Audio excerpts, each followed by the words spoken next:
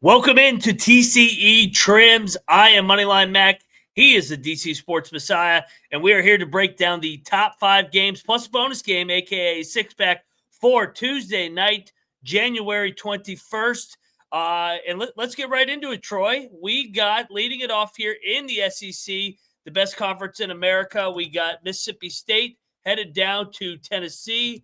Hail State coming off the big win in overtime against Ole Miss. Tennessee, on the other hand, coming off the loss in Nashville. Line set right now at 7 in Knoxville, Tennessee. Where I'm looking at this matchup, it's the guards. You got Lanier on one side, you got Hubbard on the other side. I think whoever's able to dictate the tempo is able to win this game in Knoxville. Troy, what matchup are you looking for?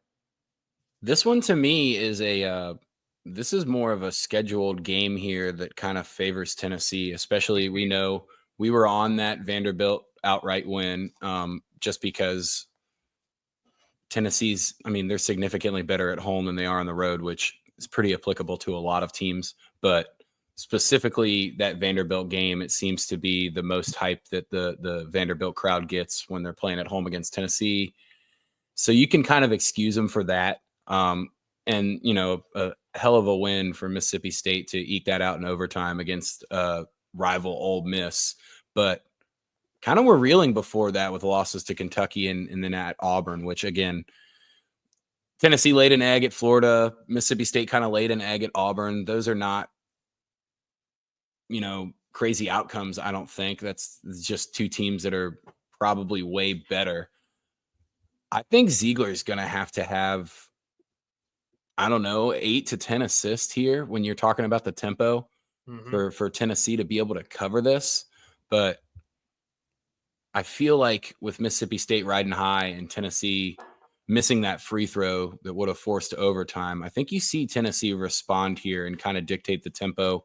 Their defense is a lot better than Mississippi State's too. So I feel like this is a get-right game for Tennessee after that loss. The 7 seems pretty correctly placed in my mind. So I don't know, kind of a coin flip on this spread here, but I do expect Tennessee to get this home win. Yeah, you mentioned it. The spot definitely favors Tennessee off the loss compared to Hail State overtime Egg Bowl win. Reminder, all my picks will be on the preview and pick show later tonight, so make sure you come join the party every single night. Troy, do you have an official play on this, or are you just going to probably sway to the Vols here? I'm going to end up betting Tennessee here. I don't think the line's going to get any lower either. So I think at 7, you probably want to get that in. But if for some reason it does get down to like a 6 or like a 5.5, I'm feeling even better about Tennessee there. Okay. All righty. Well, we'll take an eye. We'll keep an eye out for that one. That one is tomorrow, like I said, in the SEC. Let's go over to the Big Ten. The other really good league, the SEC, Big Ten, Big 12, definitely the top 3 leagues this year. We got red hot Wisconsin coming into actually staying out in LA after the USC win 15-3. And these are not your usual Badgers. They make a bunch of jump shots this year and can actually score. UCLA snapped their 4-game losing streak. UCLA laying 3 here, Troy, in the late game out there on the Peacock Network. Something I'm looking for, can UCLA continue to build off of what they found last game against Iowa? Defensively, I felt like they finally looked like themselves again under Mick Cronin. Maybe it took an 0-2 trip to the east to find themselves coming back west. I'm looking forward to this game out in the late window. Troy, what are you looking for in this Badgers-Bruins traditional Big Ten matchup? Yeah, in the classic Wisconsin-UCLA, we've seen this Big Ten game millions of times, right? Yes. I want to say UCLA's defense is better, but man, they were reeling before that Iowa game, and then they just looked completely different playing at home against Iowa. The one thing we do always talk about here, though, are when the teams get the double travel spot and they can stay where they're at, they almost always play better in the second game. And as good as they played against USC, you got to be kind of scared here if you're UCLA, right? I mean, Wisconsin is piping hot right now. I don't see why there's any reason to not take the points with the Badgers, to be completely honest. I don't know if you can take a one performance like UCLA has in their last 5 or 6 games and just think that that's going to continue.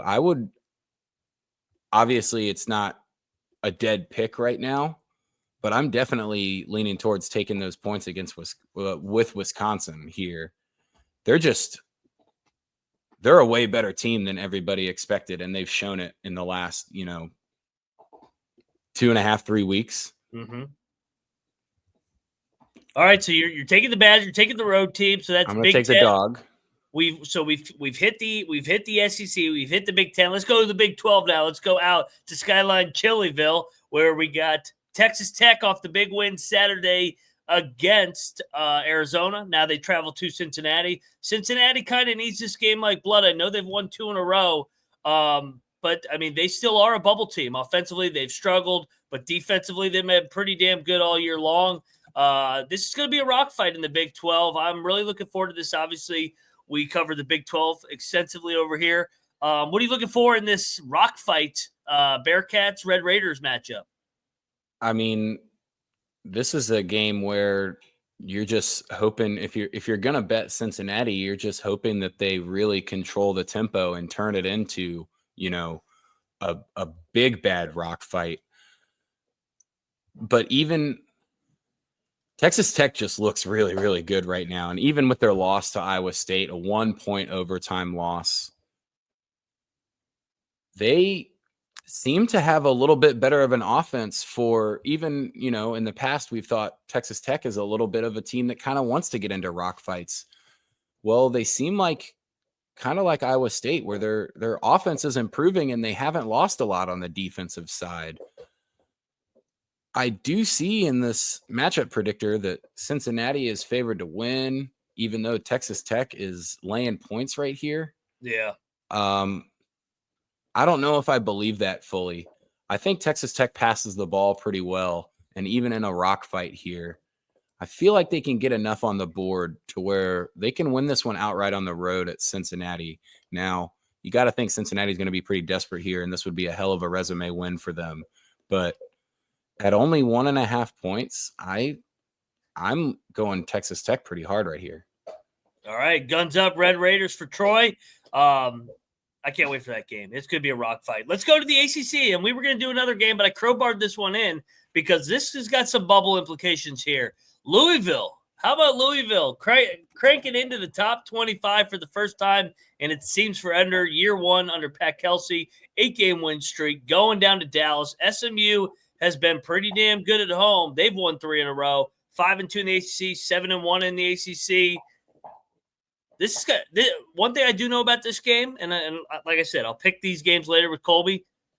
This is going to be a chaotic pace, up and down, entertaining game. Where are you going here in this inaugural ACC matchup between Louisville and SMU?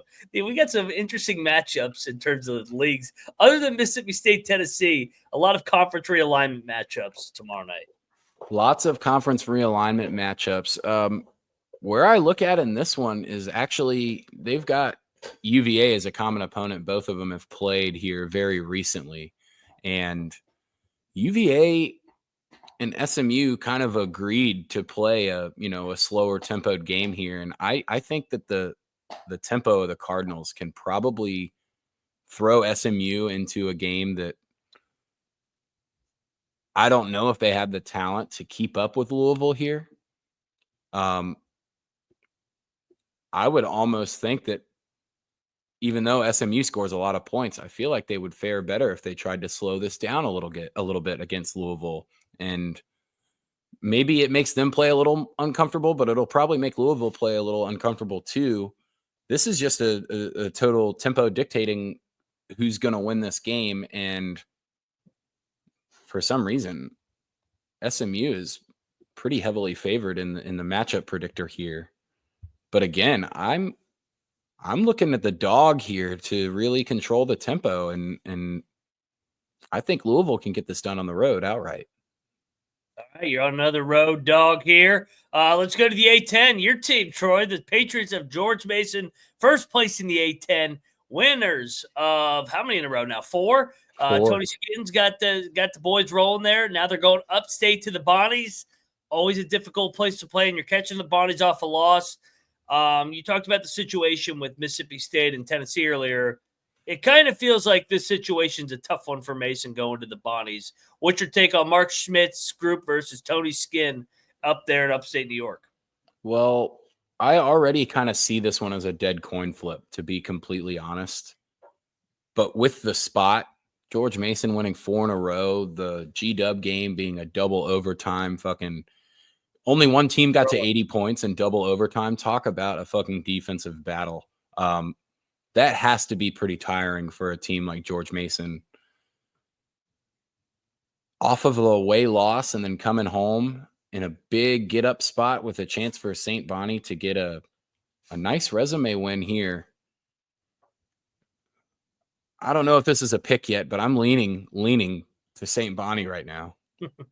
You're going against your Bonnies. Against my Pats. I'm trying not to reveal my cards because I want people to tune into the pick show. I like the Bonnies. So I'm not going to hide. This is a great spot, just like you said with Tennessee earlier.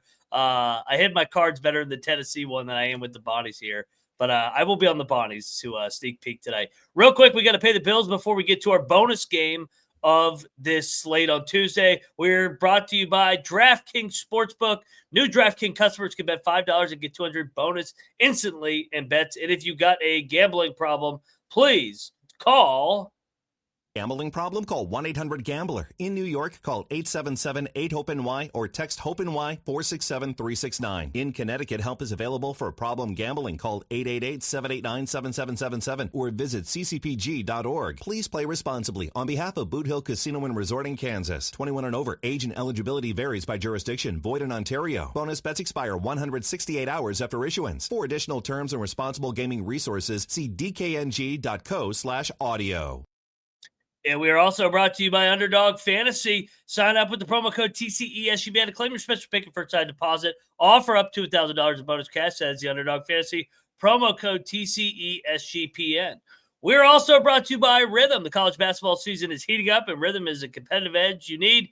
Data-driven predictions for every college hoops game. Prepared to bet college hoops better, bigger than ever. Claim your 7-day free trial today by going over to sportsgamblingpodcast.com/rhythm, sportsgamblingpodcast.com/RITHMM today. All right, we did our starting five. Let's go over to the bonus game in the Valley. Woo, man. This is a good one. Bradley in Nashville. They are laying just 2.5 points, and that's because Belmont's red hot. Winners of 4 in a row. One game back of these Bradley Braves in the Missouri Valley. What do you think here, Troy? This is even if you're not betting on this game, this is must watch tomorrow night. One of these games that we're going over is going to be a complete dud. And I want to say that it's going to be this one. You think it's a blowout? I think Bradley can dictate the pace a little bit better and maybe slow Belmont out of an offense that wants to just run. Bradley shoots the ball a little bit better.